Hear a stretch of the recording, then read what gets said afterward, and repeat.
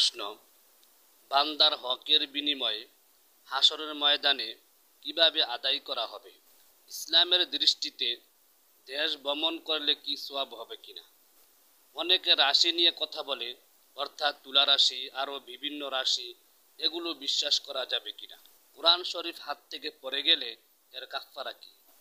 নিম দাড়ি রাখার বিধান কি? তাবলিগ জামাতে টাকা উঠিয়ে খানার ব্যবস্থা করা হয়, এমতাবস্থায় যদি একজনের টাকা হারাম হয় তাহলে কি সবার খানাই কি হারাম হবে কিনা? বিবাহের পূর্বে গায়ে হলুদের অনুষ্ঠানের হুকুম কি?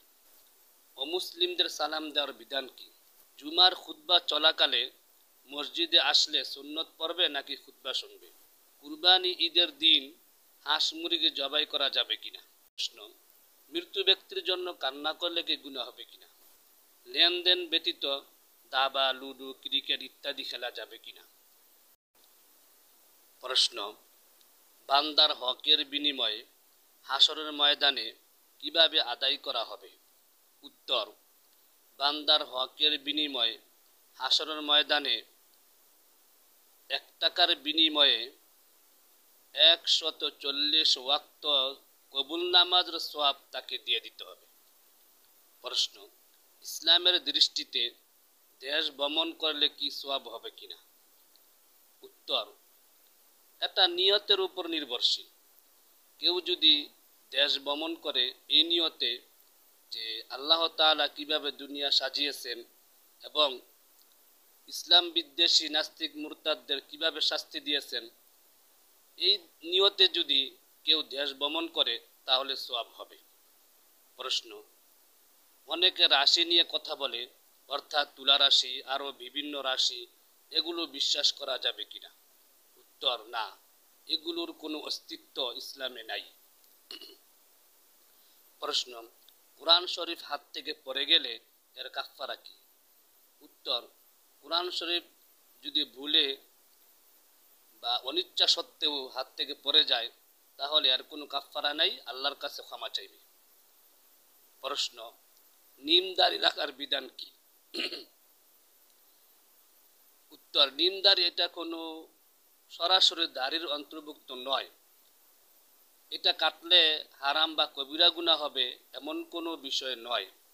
তবে বুখারী শরীফের ব্যাখ্যা গ্রন্থ ফয়জুল বারীতে উল্লেখ আছে মাকরু বলা হয়েছে। প্রশ্ন, তাবলিগ জামাতে টাকা উঠিয়ে খানার ব্যবস্থা করা হয়, এমতাবস্থায় যদি একজনের টাকা হারাম হয় তাহলে কি সবার খানাই কি হারাম হবে কিনা? উত্তর, হ্যাঁ, যদি একজনের টাকা হারাম হয় একসাথে মিলিয়ে ব্যবস্থা করার কারণে তাহলে সবার খানাই হারাম হয়ে যাবে। প্রশ্ন, বিবাহের পূর্বে গায়ে হলুদের অনুষ্ঠানের হুকুম কি? এখন বর্তমান জমানায় যেভাবে বিবাহের পূর্বে গায়ে হলুদের অনুষ্ঠানের আয়োজন করে থাকে, নারী পুরুষ একসাথে আরও বিভিন্ন অপচয় খরচ করে, এগুলো ইসলামে জায়েজ নাই। প্রশ্ন, অমুসলিমদের সালাম দেওয়ার বিধান কি? উত্তর, অমুসলিমদের সালাম দিতে হলে এইভাবে বলতে হবে, আসসালামু আলা মানিত্তাবাল হুদা। প্রশ্ন, জুমার খুতবা চলাকালে মসজিদে আসলে সুন্নত পড়বে নাকি খুতবা শুনবে? উত্তর, জুমার খুতবা চলাকালে মসজিদে আসলে খুতবা শুনতে হবে, ওই অবস্থায় সুন্নত পড়া যাবে না। নামাজ শেষে সর্বশেষে গিয়া পূর্বের সুন্নত পড়ে নিবে। প্রশ্ন, কুরবানি ঈদের দিন হাঁস মুরগি জবাই করা যাবে কিনা? উত্তর, হ্যাঁ, কুরবানি ঈদের দিনে কুরবানির নিয়ত ছাড়া হাঁস মুরগি জবাই করা যাবে। যদি কেহ কুরবানির নিয়তে জবাই করে তাহলে গুনাহ হবে। প্রশ্ন, মৃত্যু ব্যক্তির জন্য কান্না করলে কি গুনাহ হবে কিনা?